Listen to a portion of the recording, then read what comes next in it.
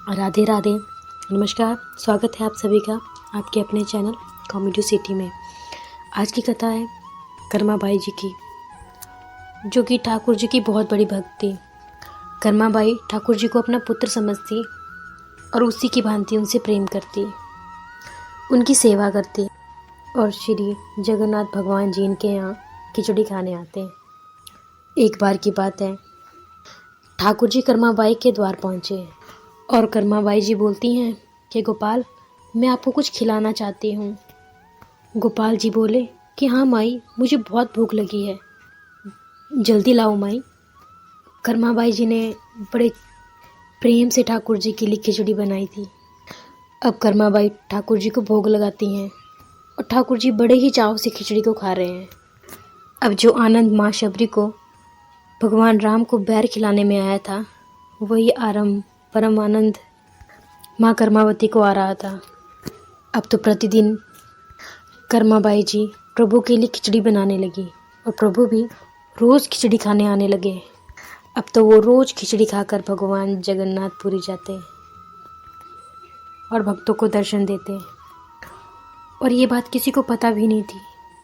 परंतु एक दिन कर्माबाई जी के घर एक संत महात्मा आए, जो कि बड़े ही कर्मकांडी थे और नियम से चलते थे। उन्हें पता चला कि भगवान कर्माबाई के घर उनकी खिचड़ी खाने आते हैं। अब तो ये साधु बहुत नियमों वाले थे। उन्हें तो बिल्कुल अच्छा नहीं लगा कि माई बिना नहाए धोए, बिना पूजा किए, बिना किसी साधना के बस खिचड़ी बनाकर भोग लगा देती है। अब तो उस संत महात्मा ने सोचा कि ये तो बहुत बड़ा अपराध है। अब संत महात्मा जी ने मैया से कहा कि मैया, आप खाना तो खिलाती हैं, परंतु एक शास्त्र विधि का पालन नहीं करती। अब मैया को लगा कि कहीं मेरी गलतियों से ठाकुर जी मेरे पास भोजन करने ही ना आए। अब वो संत जी से पूछती हैं कि मुझे क्या करना होगा। अब संत जी कहते हैं कि सुबह उठकर नहा धोकर पूजा पाठ किया करो, उसके बाद ही भोजन पकाया करो और उसके बाद गोपाल जी को भोग लगाया करो। अब तो मैया वैसे ही करने लगी। रोज़ प्रातःकाल उठती, नहा धोकर पूजा पाठ करने लगी, उसके बाद भोजन तैयार करती और वहाँ रोज़ ठाकुर जी खड़े रहते और मैया को पुकारते कि मैया भूख लगी है, मैया भूख लगी है, जल्दी करो मैया, भूख लगी है। तो मैया जी कहती हैं कि लल्ला कुछ देर रुक जा, अभी मैं भोग बना रही हूँ। अब तो ये रोज़ होने लगा। भगवान को जगन्नाथपुरी जाने में रोज़ देर होने लगी। अब तो ठाकुर जी बहुत परेशान हुए और मन ही मन में साधु से कहते कि तूने ये क्या कर दिया। मेरी मैया मुझे वक्त पे खिचड़ी खिलाती थी, मुझे प्यार करती थी, मुझे प्यार के अलावा कुछ भी नहीं चाहिए। अब एक दिन मैया ने ठाकुर जी को भोग लगाया और भगवान जल्दी जल्दी भोजन करके जगन्नाथपुरी दर्शन के लिए पहुंच गए। और जब दर्शन के लिए बैठे तो पुजारी जी ने पूछा कि प्रभु, आपके मुख पे तो खिचड़ी लगी है। पुजारी जी ये कहकर मुस्कुराए और कहते हैं कि प्रभु, आप भी लीलाधर हैं, कोई ना कोई लीला ही करते रहते हैं। आपने खिचड़ी खाकर मुंह तो साफ कर लिया होता। जगन्नाथ जी कहते हैं कि मेरी एक बहुत ही प्रिय भक्त है, जो रोज़ मुझे खिचड़ी का भोग लगाती है, लेकिन एक गड़बड़ हो गई है। मैया के पास एक साधु संत आए, उन्हें पूजा पाठ की विधि बता दी। अब मैया तो भोली वाली है, मुझे तो उनकी पूजा नहीं, बस प्रेम चाहिए। अब भगवान जी ने कहा कि पुजारी जी आप जाओ और उस संत महात्मा जी को समझाओ कि तुमने बहुत गलत किया है।